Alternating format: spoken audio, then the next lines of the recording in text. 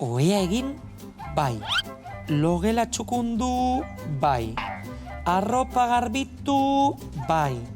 Arropa lisatu, bai. Zerbait egitea ahaztu dudalakoan nago. Zer izanen da? Kakazarra! Ez dut baskaria prestatu. Zer baskalduko dut orain? Lagunok, auritze berrin nago.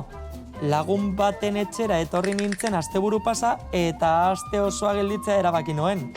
Ze gustora. Gauza da, baskariaz ni arduratuko nintzela esan nuela eta ahaztu egin zait. Eskerrak nire laguna etxeko Andrea den.